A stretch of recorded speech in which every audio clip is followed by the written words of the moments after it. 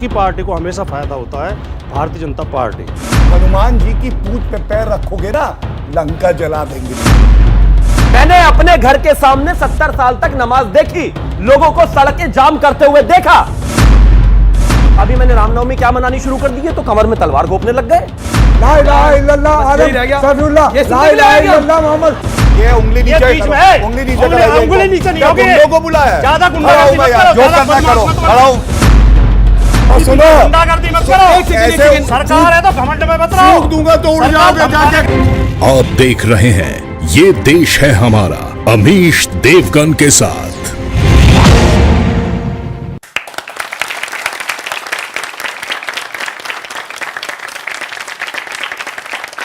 नमस्कार व्यूअर्स, मैं हूं अमीश देवगन। करौली, जहांगीरपुरी, खरगोन, जोधपुर, हर जगह जमकर हिंसा हुई है, फसाद हुआ है। लेकिन सवाल है कि आखिर इस फसाद का फायदा कौन उठा रहा है? क्योंकि कांग्रेस कह रही है अब हर उस राज्य में हिंसा होगी जहां चुनाव होने वाला है। कांग्रेस का आरोप है कि भारतीय जनता पार्टी जानबूझकर हिंसा करवा रही है ताकि ध्रुवीकरण यानी पोलराइजेशन हो, जिसका फायदा बीजेपी उठा सके। लेकिन द बिग क्वेश्चन इज, जो बड़ा सवाल है वो ये है, करौली हिंसा का मास्टरमाइंड मतलूब अहमद कौन है? मतलूब अहमद बीजेपी का आदमी है? जवाब है नहीं। तो फिर इसे बीजेपी की साजिश कैसे कहा जा सकता है? और दिल्ली के जहांगीरपुरी से लेकर मध्य प्रदेश में खरगोन तक जो ऑपरेशन बुलडोजर चला, उसमें दूर दूर तक कोई धार्मिक एंगल नहीं है। तो सवाल है कि आखिर इन मुद्दों में हिंदू और मुसलमान की गिनती कौन कर रहा है? उत्तर प्रदेश में जब बुलडोजर चला तो किसने मजहब की गिनती करी? कौन है जो देश का माहौल बिगाड़कर फायदा उठाने की कोशिश कर रहा है? आज जनता के बीच, इन युवाओं के बीच इसी सवाल पे सबसे बड़ा मंथन होगा, क्योंकि देश में सौहार्द के खिलाफ अगर कोई एजेंडा चला रहा है तो देश हित में हम सबको उसे एक्सपोज करना चाहिए। क्योंकि हैदराबाद में 26 साल के एक दलित युवक नागराजू की हत्या कर दी गई। इसलिए वो हत्या कर दी जाती है क्योंकि उसने मुस्लिम लड़की से शादी की थी। लेकिन तथाकथित सेकुलर ब्रिगेड के सुरमा एक शब्द नहीं बोलते। तो आज इन तमाम मुद्दों पर होगा सबसे बड़ा संवाद। शहर शहर बवाल, क्या सियासी है चाल? जनता जनार्दन के बीच से आज का ये जबरदस्त एक्सक्लूसिव एडिशन।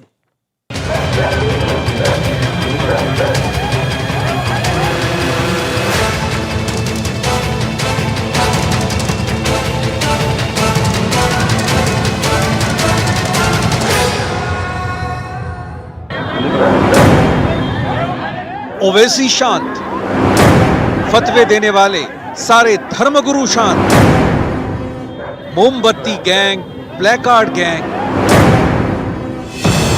देश में डर लगता है वाला गैंग, सब शांत। क्योंकि हैदराबाद में नागराजू को सुल्ताना से शादी करने के कारण पीट पीट कर मार दिया गया। लिंचिंग की इन तस्वीरों को देखकर किसी भी सभ्य समाज को शर्म आ जाए। आपके भाई का क्या दिक्कत था? सैयद मुबीन। मतलब मैं मुस्लिम थी ना, मेरे हस्बैंड को ऐसा बाइक पे से ऐसा ढकल दे के फुल मारे और पूरा सर पूरा फोड़ दिए मेरे हस्बैंड का। और रोड पे पूरा सिग्नल के पास दीदी सबको रिक्वेस्ट करे बचाओ बचाओ के, सबको बोले, कौन भी हेल्प नहीं करे।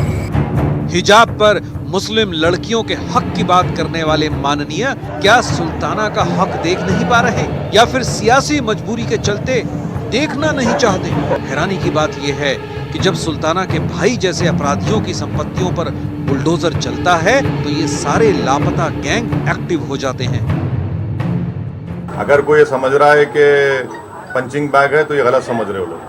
किसी माइका लाल में हिम्मत नहीं है कि हमारे को पंचिंग बैग बना सके, याद रखो आप। लाउड स्पीकर पर सबके विचार लाउड हैं। राज ठाकरे सत्ता में नहीं है, लेकिन उन्हें बीजेपी का मोहरा बता दिया गया। राजस्थान के किसी न किसी शहर में तनाव की स्थिति बन जाती है तो मामले को तुरंत चुनाव से जोड़ दिया जाता है। लेकिन करौली हिंसा के आरोपी मतलूब अहमद पर सब चुप है। अब जब तक यहाँ चुनाव नहीं होंगे, यहाँ हर रोज हिंदू मुसलमान का दंगा होगा। तुष्टीकरण की नीति के कारण कानून व्यवस्था बिगड़ती है। सवाल ये है कि शहर शहर बवाल क्या सियासी है चाल? आज इन्हीं तमाम मुद्दों पर होगी एक सार्थक चर्चा।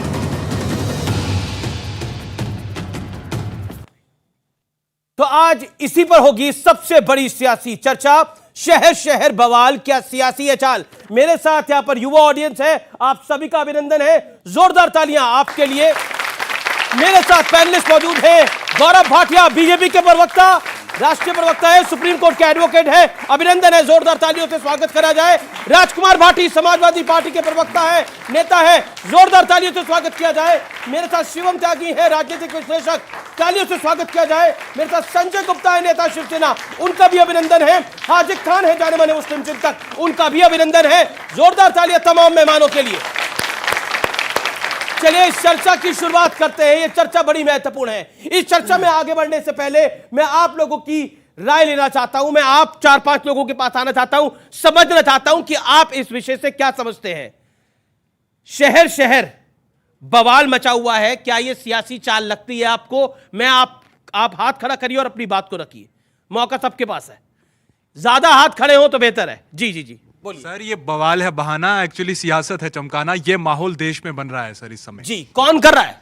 सर ये कह पाना तो मुश्किल है, बट देश का जो माहौल है वो बिगड़ता नजर आ रहा है, जिससे हर किसी का नुकसान होने वाला है। हर किसी का नुकसान होने वाला। अच्छा सवाल है, आप कुछ कहना चाह रही थी? सर ये सियासत खड़े होके बोलिए। सर ये देश में जो भी कुछ हो रहा है सर, ये सियासत के चक्कर में हो रहा है, और ये सर हिंदू मुस्लिम करा जा रहा है, क्योंकि सर अभी चुनाव आने वाले हैं अगले साल, इसलिए सब कुछ हो रहा है। अगले साल चुनाव आने वाले, इसलिए हिंदू मुसलमान आ रहा है। और कोई राय किसी की? जी सर ये सियासत की ही चाल है, क्योंकि इसमें लोगों की जान भी जा रही है। बस इसमें लोगों की जान भी जा रही है। चलिए मैं बाकी लोगों के पास भी आऊंगा, आप अपने सवाल तैयार रखिए। जितने ज्यादा हाथ खड़े होंगे उतने सारे सवाल होंगे। लेकिन मेरे साथ शिवम त्यागी, राजकुमार भाटी, गौरव भाटिया, संजय गुप्ता, हाजिक खान, आप तमाम लोगों को मैं मौका देता हूं। लेकिन शुरुआत आपसे करता हूं। राजकुमार भाटी, आप तो चुनाव लड़के आए हैं, यानी उत्तर प्रदेश में चुनाव लड़के आए हैं, लेकिन अभी फिलहाल तो कहीं चुनाव नहीं नजर में आ रहे। आने वाले 1.25 साल के बाद चुनाव है। क्या आपको लगता है ये जो बवाल हो रहा है इसके पीछे पॉलिटिकल चाल है? देखिए जो हमारे स्टूडेंट्स बैठे हैं सामने, उन्होंने तीनों ने ये कहा कि इसके पीछे सियासी कारण हैं, और आपने भी अपने इंट्रो में ये कहा कि सियासी कारण हैं। बस ये जो हम आइडेंटिफाई नहीं कर पा रहे कि इसके पीछे कौन सी पार्टी है। अगर ईमानदारी से दिल पे हाथ रख के हम विश्लेषण करें तो हिंदू मुस्लिम तनाव का, सांप्रदायिक तनाव का केवल एक ही पार्टी को हमेशा फ़ायदा होता है, भारतीय जनता पार्टी। और मैं बहुत गंभीरता से ये भी कहना चाहता हूँ, भारतीय जनता पार्टी के पास और कोई विशेष एजेंडा, बड़ा कार्यक्रम नहीं है। ये केवल सांप्रदायिक तनाव फैलाकर, हिंदू मुसलमान उठाकर, मंदिर मस्जिद उठाकर, गाय को लेकर, रमजान कब्रिस्तान का मामला उठाकर यहाँ तक पहुँचे हैं, सत्ता तक। तो ये चाहते हैं भारतीय जनता पार्टी और आरएसएस चाहते। और एक बात और जोड़ दूँ, एक बहुत सीनियर आईपीएस अधिकारी ने एक रिसर्च किया था, उन्होंने किताब लिखी। उन्होंने पूरे भारत में आज़ादी के बाद, अभी 90 के आसपास उनकी किताब आई थी, तब तक जितने दंगे हुए सबका विश्लेषण किया, बाकायदा तथ्य देकर। उन्होंने उसमें कहा कि ज्यादातर दंगों के पीछे आरएसएस का हाथ होता है। 90 तक का विश्लेषण उन्होंने जो उन्होंने किया, मैं अपनी बात नहीं कह रहा हूं, उनको कोट कर रहा हूं। हाँ, उसके बाद अमीश जी, दूसरी बात तो एक तो ये मैं कहना चाहता हूं, बहुत मेरा स्पष्ट आरोप है कि सांप्रदायिक तनाव के पीछे भारतीय जनता पार्टी और आरएसएस का हाथ होता है। दूसरे, माहौल खराब करने में हमारी मीडिया की भी बड़ी भूमिका है। मीडिया की अगर आप डिबेट्स उठा के देखेंगे, पिछले एक साल की 6 महीने की डिबेट उठा लें, 80-90% डिबेट्स धार्मिक मुद्दों पे करते हैं, जबकि मुद्दे और भी बहुत हैं। बेरोजगारी बढ़ रही है, लड़के आत्महत्या कर रहे हैं, सेना के लिए तैयारी कर रहा था लड़का, उसने सुसाइड कर लिया, लड़कियों को नंगा किया जा रहा है, सड़कों पे पीटा जा रहा है यूपी में, थाने के अंदर कोतवाल बलात्कार कर रहा है, अस्पताल में स्ट्रक्चर नहीं है। ये भी खबर आपने मीडिया में पढ़ी होगी। आपने बोला, क्योंकि आपने बोला कि मीडिया का भी इसमें दोष है। एक सेकंड, अब आप गौरव भाटिया बाकी जवाब देंगे क्योंकि आपने बीजेपी पे आरोप लगाया, लेकिन आपने मीडिया के दोष की बात करी। जोधपुर में अगर हिंसा हो तो उसे रिपोर्ट नहीं किया जाए, करौली में अगर शोभा यात्रा निकल रही है उसमें पत्थरबाजी हो जाए, पेट्रोल बम निकले तो उसे रिपोर्ट नहीं किया जाना चाहिए। हनुमान जयंती पर जहांगीरपुरी में अगर हिंसा हो और वहां पर पेट्रोल बम चले, पत्थर चले, डंडे चले तो उसे रिपोर्ट नहीं किया जाना चाहिए। आप सनी हो। एक सेकंड सर, एक सेकंड। हैदराबाद में एक युवक को उसकी बीवी के सामने क्योंकि उसका धर्म कुछ और था, उसे मार दिया जाए, वो रिपोर्ट नहीं होना चाहिए। वो दौर हिंदुस्तान से जा चुका है, ना आएगा ना कोई आने देगा, क्योंकि हर खबर जरूरी होती है। इसलिए मैं इस आरोप को अपने लिए चंगा समझता हूं, क्योंकि रिपोर्ट करना मेरी जिम्मेदारी है। चाहे हिंदू मरे, चाहे मुसलमान मरे, चाहे सिख मरे, चाहे ईसाई मरे, खबर जरूर आनी चाहिए। चाहे अखलाक मरे या शिवम मरे, दोनों की खबर जरूरी है। इसीलिए मीडिया आज यहां पर खड़ा है। अमीर जी, इनकी शिकायत जायज है। आप किस विषय पे चर्चा करेंगे, कौन सा बाइट चलेगा? आपको एक बार आजम खान जी से सपोर्ट करते हो, आपकी सपोर्ट करते हैं, खेल क्या है? नहीं देखिए, अब वो आपके बीच में नहीं बोले। अपनी बात कहो, उनकी सफाई क्यों दे रहे हो आप? इनकी सफाई ये देंगे, इनकी सफाई ये देंगे। लेट हिम कंप्लीट अपनी बात कहो आप। देखिए, जब विकेट कमजोर होता है ना तो बेचारा हवा तेज चलती है, लहराने लगता है, कब गिर जाए, वही हाल इनका है। केवल मैंने 10-12 शब्द बोले भैया, 150-200 शब्द बोल गए, 12 शब्दों बाद इन्हें लगा रही गिनती बहुत ये खराब क्या है आपकी। मजबूत खिलाड़ी। अनफेयर मेरा है। विकेट मैं गिर नहीं गया। बोलूंगा, मुझ पर कटाक्ष ना करें। मैं बिल्कुल आपने बीजेपी पे आरोप लगाया, जवाब तो नहीं सुन रहे आप। बड़ी टॉलरेंस है आपकी। बोलूंगा। आपने बोला बीजेपी है दंगों के पीछे, जवाब तो सुने अब। झूठ बोले। तो अमीर जी, संक्षिप्त में वहीं से उठाता हूं जहां से इन्होंने हटाने का कोशिश किया। अपनी स्क्रिप्ट, डिबेट, पंचलाइंस, कौन रहेगा कौन नहीं रहेगा, एक बार आजम खान से जेल में पूछवा लीजिए, अखिलेश यादव से पूछवा लीजिए, वो बता देंगे। और एक बात तो कसम खा के कह सकते हैं, हिंदू मुस्लिम कभी करती नहीं सपा। इनके तो मैनिफेस्टो में नहीं लिखा कि आतंकवादी अगर मुस्लिम होंगे तो मुकदमे वापस ले लेंगे। भत्ता जो लड़कियां हैं ना, ये एक ही आंख से देखते हैं, लेकिन वो आंख कौन सी है? मुसलमान बच्ची को तो हम वजीफा देंगे, हिंदू बच्ची को नहीं। ये करते थे सरकार में, लेकिन आज हिंदू मुस्लिम। और जब ये उस पार्टी के प्रवक्ता थे, चुप हो जाइए, उस समय प्रवक्ता थे। मैं एक बड़ी बात आपके मंच से उठाता हूं। देखिए, अभी हमारी बहन ने भी कुछ कहा। आज नागराजू हमारा भाई था, उसकी केवल एक गलती थी, उसको प्यार हुआ तो एक मुस्लिम लड़की से हुआ। उन्होंने शादी करी और उन्होंने वहां की सरकार से तेलंगाना में सुरक्षा मांगी कि मुझे धमकी आ रही है। लड़की का भाई जो मुसलमान था, उसने चाकू घोप घोप के उसे मार डाला, वीडियो चल रहे हैं। आपने क्या सुना? हैदराबाद के ओवैसी, उनकी नाक के नीचे को हुआ एक बयान। राहुल गांधी, सोनिया गांधी, ममता बनर्जी, अखिलेश यादव नहीं बोले। मालूम है क्यों? जान की कीमत इससे तय होती है विपक्षी पार्टियों के लिए कि धर्म हिंदू है या मुसलमान है। मुसलमान है, लोकतंत्र खतरे में है, इस्लाम खतरे में है, हम मर जाएंगे। हिंदू छोड़ो, आगे चलते चाय पीते, ये इनकी राजनीति है। इसीलिए जो युवा बैठे हैं इनको नकारते हैं, लात मारते हैं। दूसरी बात, आपने कहा ना ये धर्म, आप मुझे ये बताइए, गर्व से कहता हूं आज मैं हिंदू हूं और सबसे ज्यादा सहिष्णु हूं। इनके ताजिए निकले, सॉरी इधर से नहीं, इधर वो मुस्लिम पार्टी के ताजिए इनके निकले, हिंदू ताली बजाएगा, देखेगा, खुश होगा।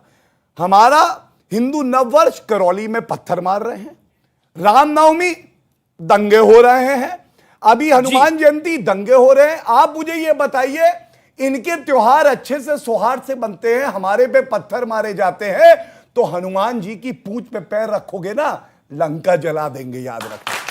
ठीक है, अब आपने अपने वक्तव्य को रख दिया, मैं रुक करता हूं आपका। Shiv Sena ultra right wing party होती थी, शायद तब आप प्रवक्ता थे या नहीं थे मैं नहीं जानता। Ultra right wing party Shiv Sena होती थी, यानी जब बाबरी मस्जिद का ढांचा गिरा तब बाला साहब ने बोला कि ये तो शिव सैनिकों ने गिराया और मुझे गर्व है, और मुलायम सिंह यादव का तब एक तंज भी आया था। लेकिन मैं आपसे एक सवाल पूछता हूं, क्या आपको लगता है जो शहर शहर बवाल हो रहा है उसके पीछे राजनीतिक मंशा भी है? देखिए अमीर जी, इसके विषय में ये कहूँगा कि हमारे देश का लोकतंत्र 4 स्तंभों पे खड़ा है। विधायिका, कार्यपालिका, न्यायपालिका और उसके साथ साथ मीडिया आज वो चौथा स्तंभ है कि जिससे हमारे देश का लोकतंत्र चल रहा है। और हमें ये देखने की ज़रूरत है कि हमें मीडिया के साथ किस तरह का कोऑर्डिनेशन बनाना है, और मीडिया को भी ये देखने की ज़रूरत है कि किस तरह के माहौल चल रहे हैं, और जो चीज़ चल रही होती है वही मीडिया दिखाता है, जो चल रहा है उसी पे बात होगी। आपने कहा कि शिवसेना किसी मापदंडों पे थी, आज शायद नहीं है, ऐसा कुछ नहीं है। अगर कोई भी पॉलिटिकल पार्टी, ये राज ठाकरे कह रहे हैं, नहीं, वो राज ठाकरे जी कुछ भी कहें, आप कभी वो शिवसेना में होते थे, राज ठाकरे जी कुछ भी कहें, लेकिन कोई भी पॉलिटिकल पार्टी अगर नंबर के आधार पर किसी भी पॉलिटिकल पार्टी के साथ मिलकर के सरकार बनाती है, तो इससे उसकी अपनी विचारधारा नहीं बदलती।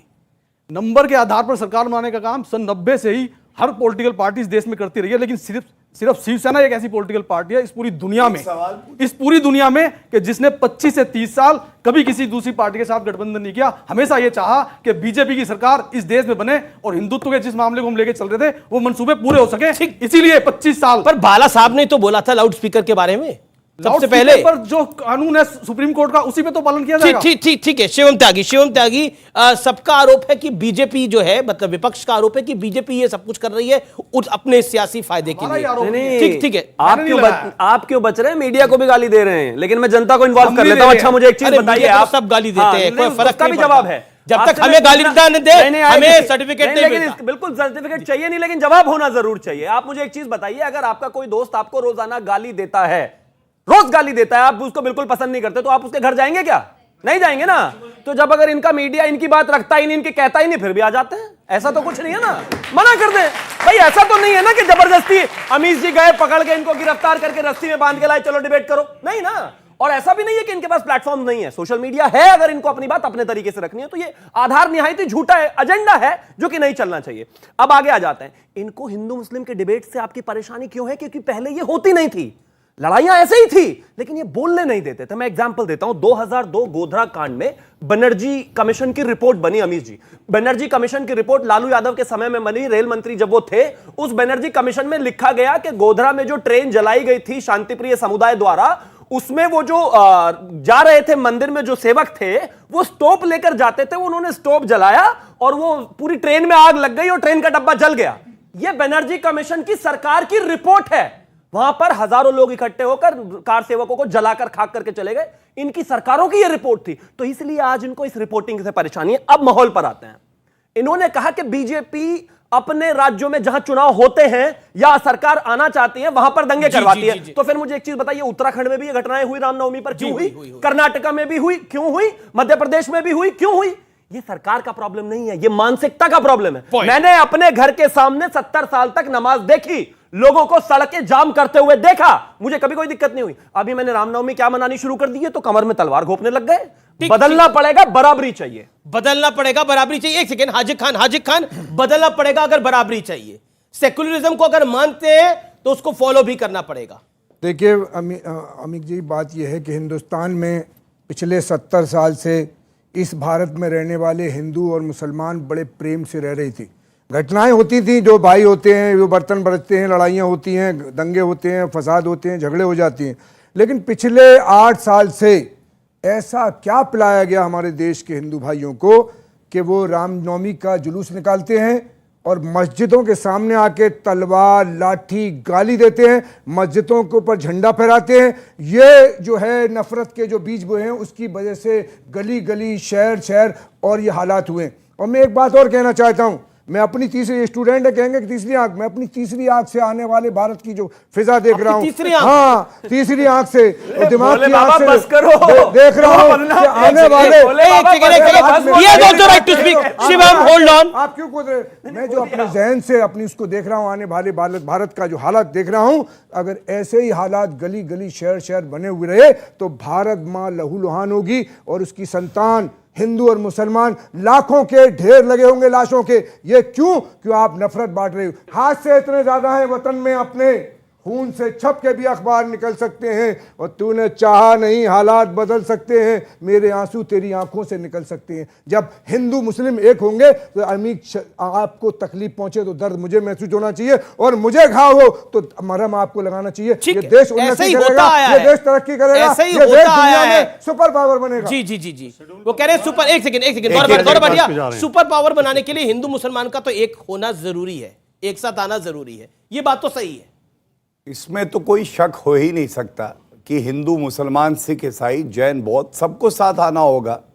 लेकिन एक बात कहने की है, अगर मुसलमान डॉक्टर अब्दुल कलाम बनोगे तो सर आंखों पे बैठाएंगे और अगर बुरहान वानी के जनाजे पे जाओगे तो कुचल देंगे, ये याद रखना। पहली दूसरी बात, भाई साहब ने कहा मस्जिद के सामने से जुलूस जाता है, शोभा यात्रा जाता है।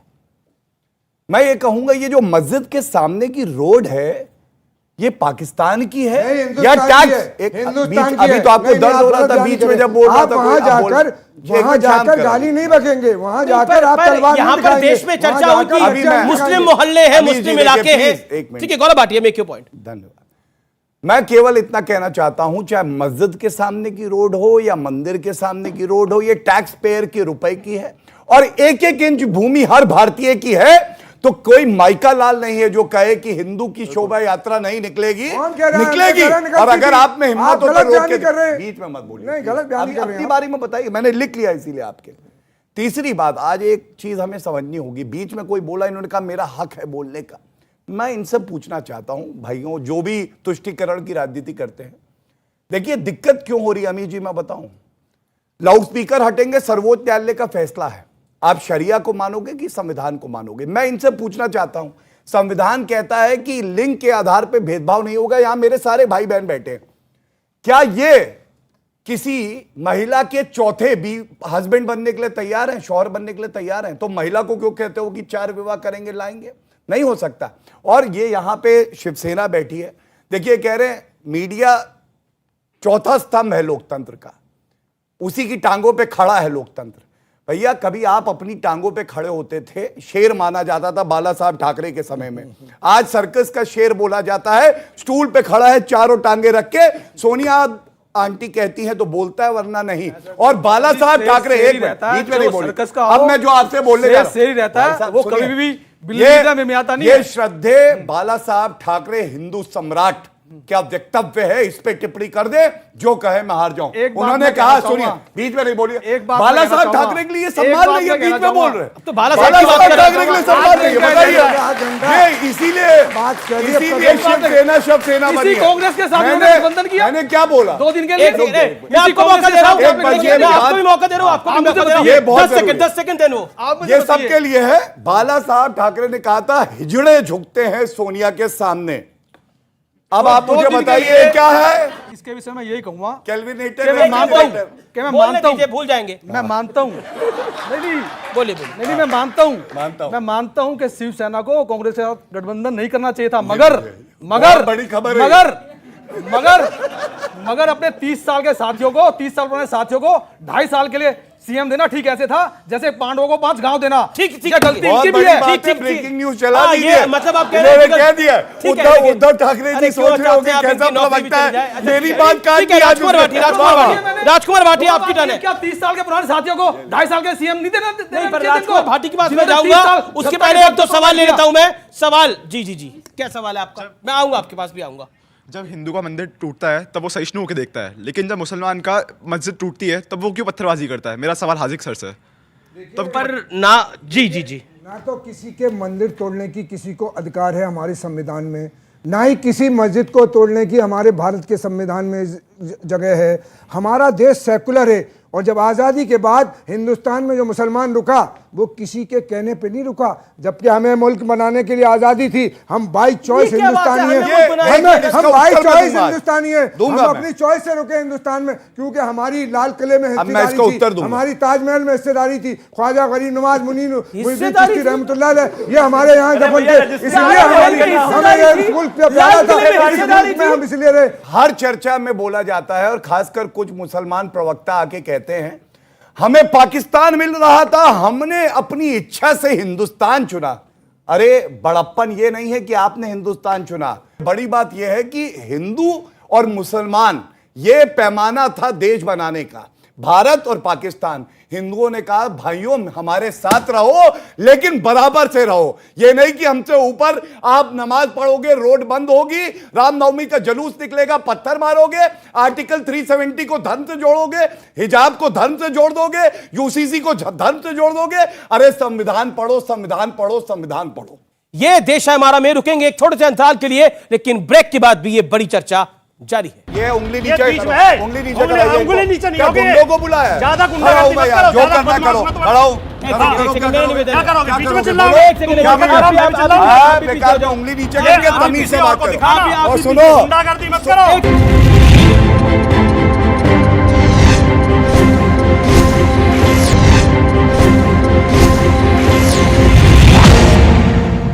Welcome back. आप देख रहे हैं ये देश है हमारा। राजकुमार भाटी, आपने एक आरोप लगाया कि बीजेपी और आरएसएस इसकी साजिश के पीछे है। ना मध्य प्रदेश में चुनाव है हाल ही में, ना राजस्थान में हाल ही में चुनाव है, पौने 2 साल बाद चुनाव है वहां पर भी।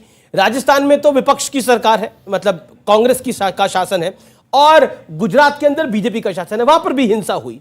लेकिन फर्क होता है कार्रवाई करने में। जैसे उत्तर प्रदेश के अंदर भी लाउडस्पीकर उतरे, योगी आदित्यनाथ ने 1 लाख से ज्यादा लाउडस्पीकर हटवा दिए, कोई बवाल नहीं मचा। देखिए, जो उत्तर प्रदेश की सरकार ने लाउड स्पीकर तेज़ी से नहीं बजेंगे और रात के समय नहीं बजेंगे और कुछ जगह पर नहीं बजेंगे बिल्कुल भी, ये निर्णय लिया, इसका हम भी समर्थन करते हैं। कायदे से इस तरह कानूनी दायरे में कोई निर्णय लिया जाए, उस पर किसी को आपत्ति नहीं होनी चाहिए जी। लेकिन यही मुख्यमंत्री हैं जो थोड़े दिन पहले कह रहे थे, 1-2 साल पहले, कि कांवड़ यात्रा में डीजे बजाएगा, कोई रोक नहीं सकता। तो खैर वो समय के अनुसार बदलते रहते हैं। ये तो चुटकलेबाजी करते हैं, इनकी चुटकलेबाजी में तो पढ़ने की जरूरत नहीं है, क्योंकि ये कोई कॉमेडी शो तो है नहीं, ये गंभीर चर्चा है। ये दुनिया एक ग्लोबल विलेज में बदल गई है और हर आदमी अपनी जेब में टेलीविजन लेकर चलता है, न्यूज लेकर चलता है, सबको सब जगह की सूचना मिल रही है। यूक्रेन में क्या हुआ, रसिया में क्या हुआ, अमेरिका में क्या हुआ, तो मध्य प्रदेश की घटना भी पूरे देश में असर डालती है। ये बहुत चालाक लोग हैं, ये जानबूझ के ऐसी जगह कराएंगे ताकि ये ना कहने को मिले कि यहाँ को चुनाव है नहीं। यूपी में चुनाव था, कहां दंगा हुआ? उत्तर प्रदेश में। उत्तर प्रदेश में चुनाव था, कहां दंगा हुआ? उत्तर प्रदेश में तो इतनी घटनाएं हुई हैं अमीश जी। अब आपने दंगा हुआ, दंगा कहां हुआ बताइए ना, थोड़ी देर पहले कहां हुआ दंगा? आप लोकसभा में इन्होंने जवाब दिया था, उसे ही पढ़ लीजिए। कई हजार सांप्रदायिक दंगे उत्तर प्रदेश में हुए हैं, ठीक है, कई हजार। एनसीआरबी के आंकड़े आप सुन लीजिए। मैं बोल रहा हूं अभी, आप क्यों देंगे जवाब? नहीं गुस्सा नहीं, अरे 30 सेकंड बोल लीजिए अपनी बात को, देन गौरव भाटिया।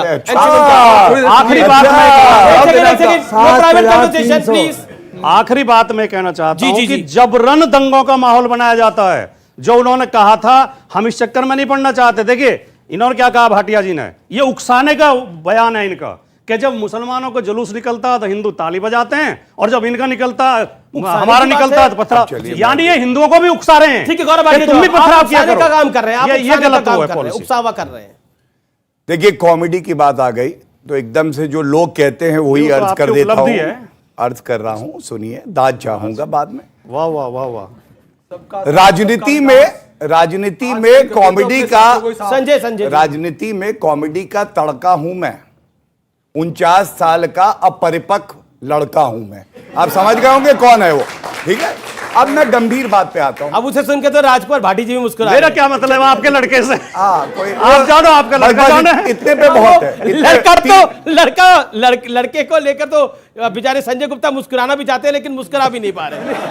मेरा एक जवाब ले लो आप। देखिए आप बार-बार गौरव जी को टाइम दे देते हो, इनकी स्थिति आप बार-बार टाइम दे देते हो। मैं संजय गुप्ता के साथ हूं इस बोले में, मुझे थोड़ा बाइस होना पड़ेगा। संजय गुप्ता बेचारे दबाव में आ जाते हैं। थोड़ा सा बोलने दीजिए आप मुझे। एक सेकंड देखिए, लेकिन सवाल आ रहे हैं, बड़ी सीरियस डिबेट है। कोने पे मुझे जाना पड़ेगा, जगह तो थोड़ी आपको देनी पड़ेगी। आगे आइए थोड़ा निकल के भैया। अरे दोनों ही आ गए आप, चलिए। सर डीजे से भी नॉइस पॉल्यूशन होता है और गाड़ियों से भी नॉइस पॉल्यूशन होता है, तो क्या लाउड स्पीकर उतरवाना एक सियासी, मतलब सियासत के लिए हो रहा है क्या? धन्यवाद, उसको जोड़ देता हूं जो बात आई। हम सब संविधान को मानते हैं, रूल्स हैं नॉइस पोल्यूशन रूल्स ऑफ 2000 और सुप्रीम कोर्ट का जजमेंट है 2005 का। तो पूरे भैया की सरकार रही, इन्होंने ये नहीं बताया देश में लागू क्यों नहीं करते आप उसे? शांति, आपसे सवाल पूछा जाए तो जवाब दीजिए आप। अमीर जी एक बार हिम्मत नहीं करी ये बताने की कि इन्होंने अपनी 5 साल की सरकार में कितने उतारे लाउड स्पीकर। लेकिन ये बात गर्व से कह सकते हैं, हिंदू मुसलमान के चश्मे से नहीं। अगर मंदिर से उतरे तो मस्जिद से उतरे, गुरुद्वारे से उतरे, और 54,000 उतरे और किसी में हिम्मत नहीं कि चूं कर दे, सबने उतारे, संवाद से उतारे। दूसरी बात, अमीर जी पत्थर मारते हैं ना ये लोग जी, ये लोग पत्थर की ताकत दिखाते, कहते ये देखो पत्थर आया, मारा और ताकत दिखाई।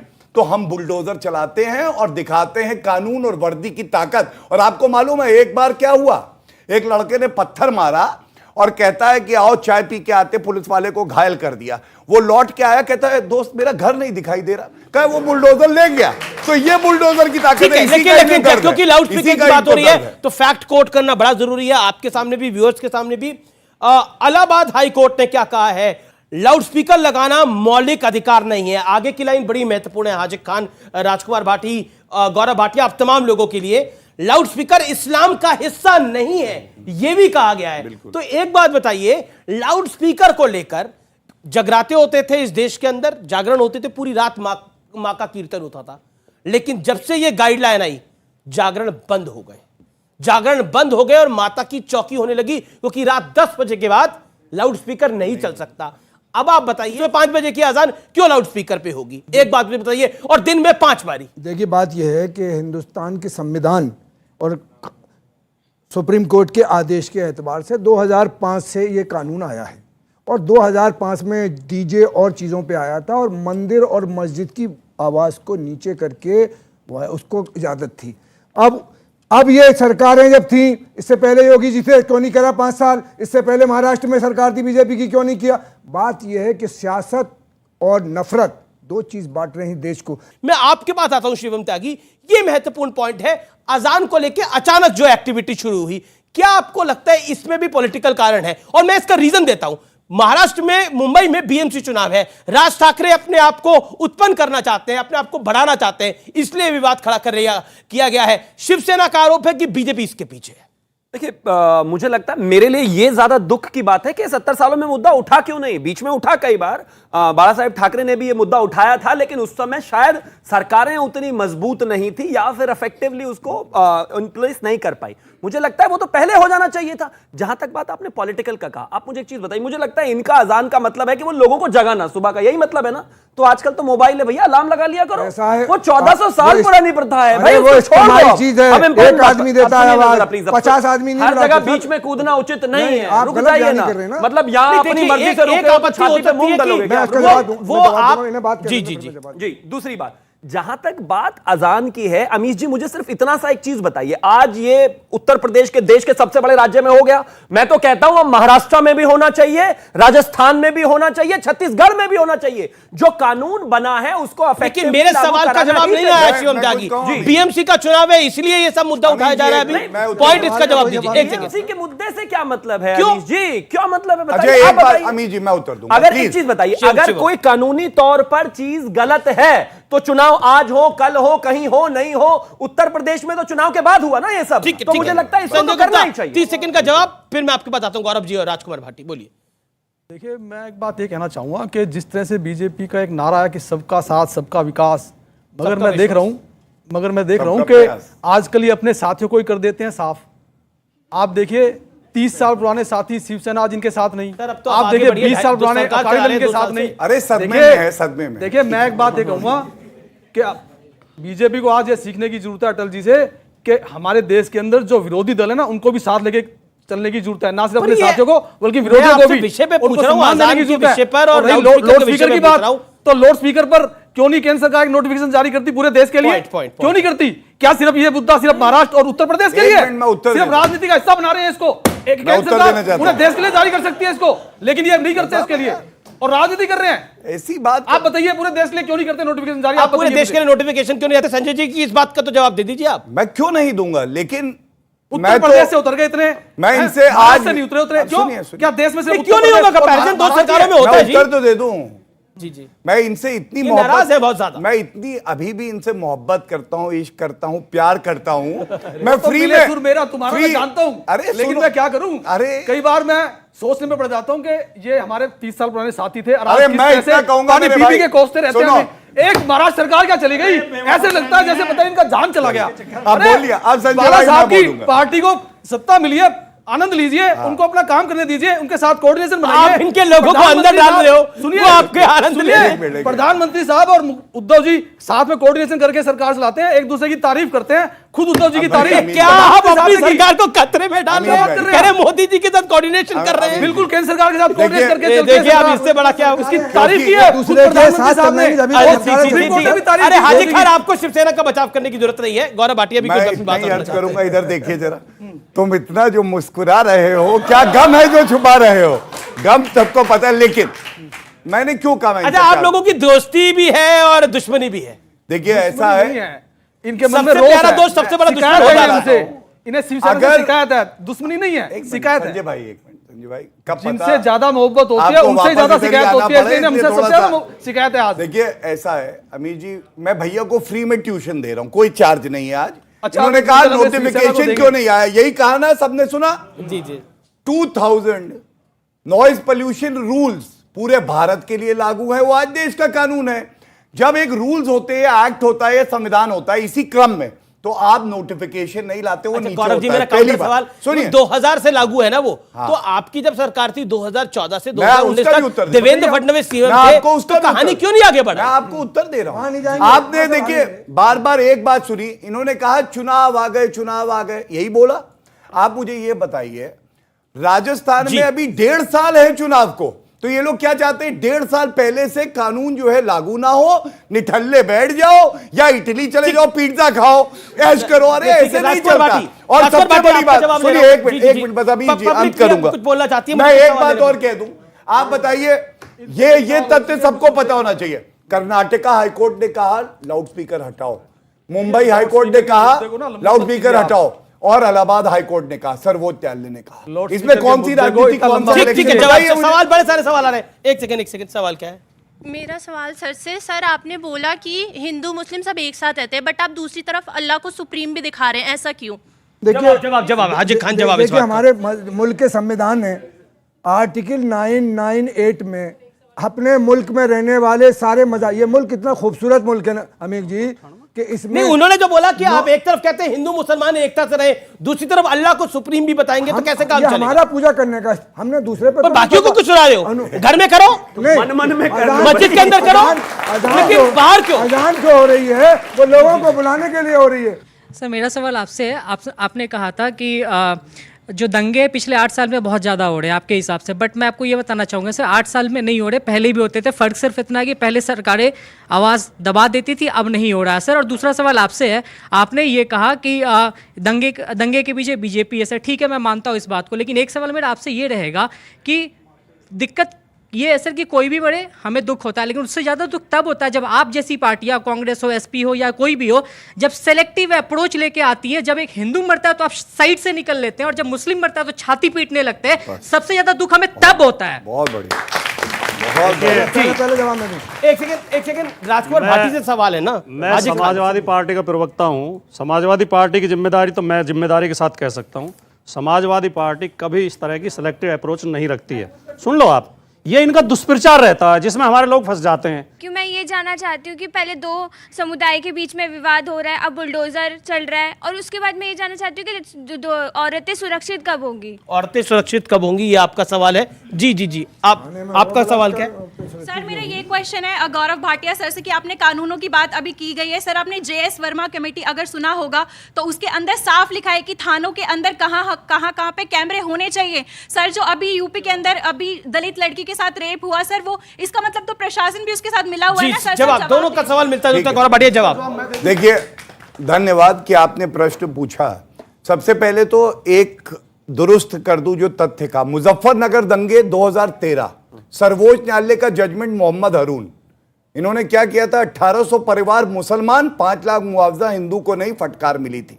ठीक है, हिंदू मुस्लिम की इसलिए आप बात जवाब भी लेना मेरा, अभी लीजिएगा, अभी जवाब भी लेना। आपने मेरी 2 बहनों ने सवाल किया महिला सुरक्षा पे, तो महिला सुरक्षा पे आप चुनाव में बहुत बड़ा मुद्दा इन्होंने उठाया था, और हमने आंकड़े रखे थे और ये बताया था किस तरह से चाहे दुराचार के मामले हो, महिला के खिलाफ जो क्राइम होता है वो 30%, 40% नीचे आया, हत्या, डकैती सब। तभी जनता ने, आपने आशीर्वाद देके हमें चुना है। और एक जो आपने अंत में कहा कि वीडियोग्राफी का क्या है, कैमरा CCTV और सारे पुलिस स्टेशन वहां पर नहीं था। एक दुष्कर्म भी हो तो बहुत ज्यादा है, लेकिन एक बात मैं बड़ी जिम्मेदारी से कहता हूं, महिला थाना जो है बनाना हो स्पेशली हमारी बहनों के लिए, या महिला पुलिस कर्मी हो, उनकी योगी आदित्यनाथ जी ने करी है। आगे मुजफ्फरनगर आएगा, उत्तम प्रदेश में एक दुराचार नहीं, मुजफ्फरनगर दंगे तो आपकी रिजीम में हुए, और क्या हुआ था, दूध का दूध, पानी का पानी आ गया। दंगे पे जो सुप्रीम कोर्ट का आदेश था, मेरे भाई का एक तरफ का चश्मा खराब था, एक तरफ नहीं, मैं बिना चश्मे के कॉन्टैक्ट लगा के जाता था। ठीक है, अब राजकुमार भाटी मतलब की बात पढ़ी, इन्होंने केवल अपने मतलब की बात पढ़ी। सुप्रीम कोर्ट ने उसमें बताइए, बता रहा हूं, एक सेकंड, ये विषय नहीं है मेरा भी।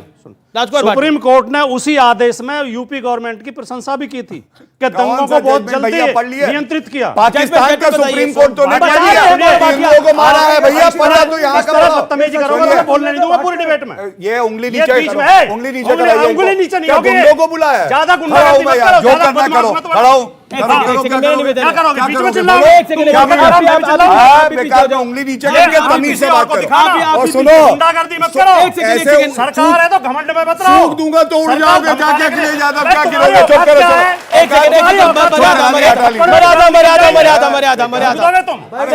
क्या औकात है तुम्हारी? बच्चे देख रहे हैं।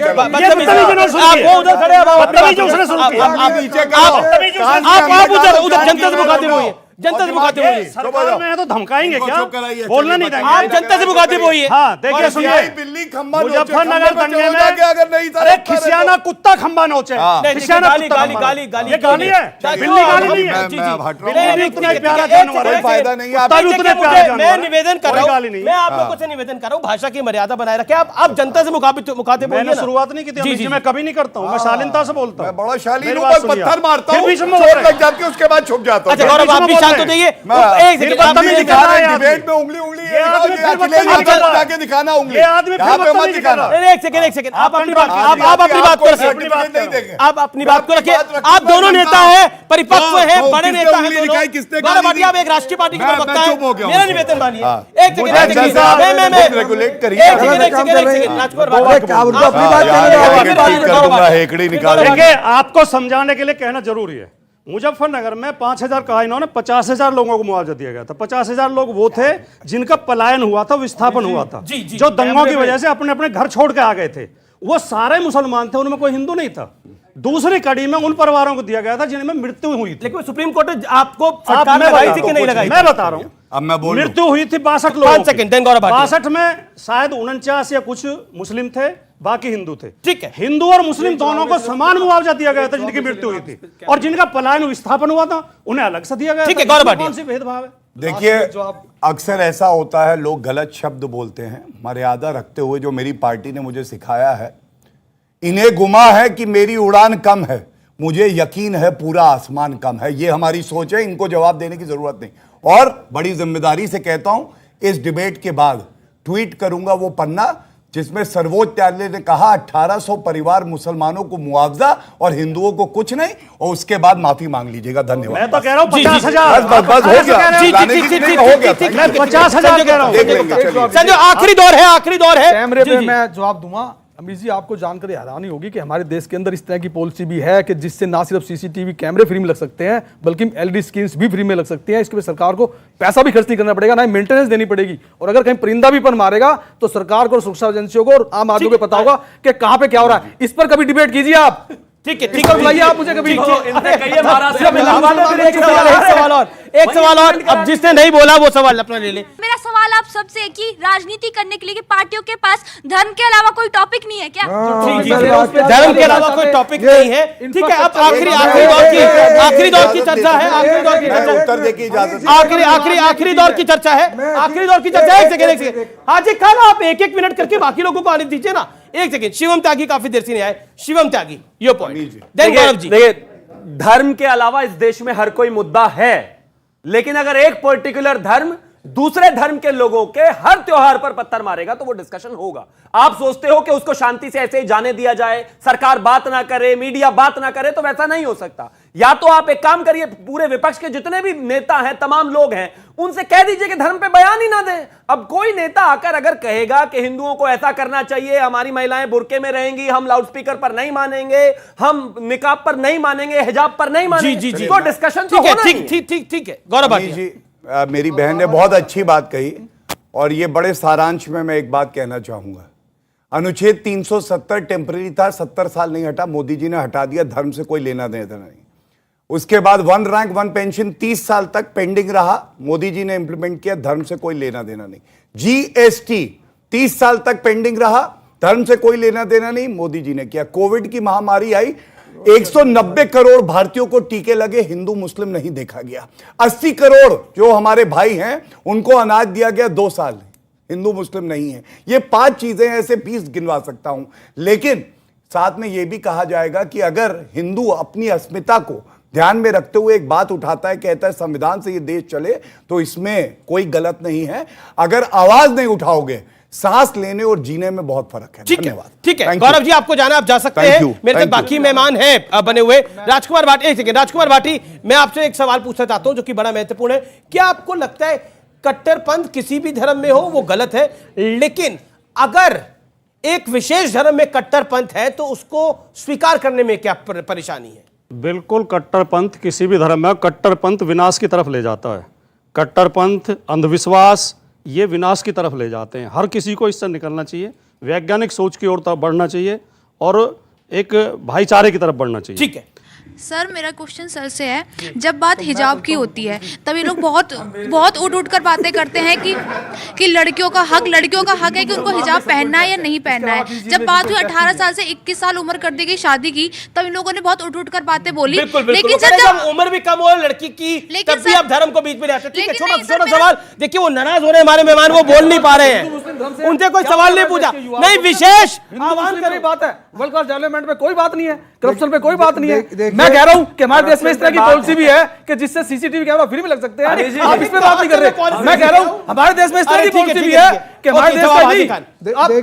हाजी खान का सवाल जो आ रहा है वही जवाब दूंगा ना। देखिए, हमारे मजहब में अगर पूजा है, हमारे मजहब में धर्म है, हमारे मजहब में एक खुदा को मजहब ही रह गया और कुछ नहीं राज देश के अंदर। उन्होंने सवाल किया हमारे यहाँ, हम मजहब के नहीं अलावा करे, हम नहीं करे ला इलाहा इल्लल्लाह, ईसा रूहुल्लाह, ला इलाहा इल्लल्लाह, मूसा कलीमुल्लाह, ला इलाहा इल्लल्लाह, आदम सफीउल्लाह, ला इलाहा इल्लल्लाह मोहम्मद, सारे मैसेंजर जितने मैसेंजर आए हैं उन्होंने कुछ कह रहे हैं। मतलब हम क्या, आप मेरे को ये बताइए, ये क्या कह रहे थे? नहीं, जो भी कह रहे थे, क्या हम ये सुनने के लिए आए यहाँ पर? हम क्यों बोला आपने? क्यों बोला आपने? क्यों बोल नाराज है वो? का सवाल था। नहीं, उनका सवाल ये था। उनका सवाल उनका ये था। सवाल ये था कि आप एक घंटा को मानते हो, आपको पता मेरे पास अब बातें नहीं है। आप मुझे बताइए, हमारे देश में इस तरह की पॉलिसी भी है कि हमारे देश का ही नहीं बल्कि दुनिया के किसी भी देश का इंफ्रास्ट्रक्चर वर्ल्ड क्लास बन सकता है बिना सरकारी पैसे के, और मेंटेनेंस भी देनी पड़ेगी। उस पर चर्चा कीजिए, प्रेजेंटेशन दीजिए। प्रधानमंत्री को भी दे दी, कई बार मैंने बहुत बार कोशिश की है, मिलते ही नहीं है। अच्छा, प्रधानमंत्री से मिलना चाह रहे हैं, कुछ और गेम है भैया। मोदी जी से मिलना चाह रहे हैं, प्रधानमंत्री से मिलकर शिवसेना छोड़ना चाह रहे हो क्या? बता दो आप ऐसे ही, अगर ऐसी मेरा ताल्लुक और ये इतने सारे क्रिएटिव आइडियाज उद्धव ठाकरे जी को दीजिए ना। और उन्होंने जो कहा ना, उन्होंने क्या-क्या बोला, वो लाउड स्पीकर अब सुप्रीम कोर्ट बैन करने की बात करता है, तो उन्होंने आपके यहाँ आजाद पढ़ना शुरू कर दिया। एजेंडा यही है कि लाउड स्पीकर बोलेंगे। फिलहाल इस चर्चा में इतना ही। समय आज कम है अब फिलहाल, लेकिन ये चर्चा बड़ी है। फिलहाल इस खास चर्चा में इतना ही। नमस्कार, आप देखते रहिए न्यूज़ 18। जय हिंद, वंदे मातरम।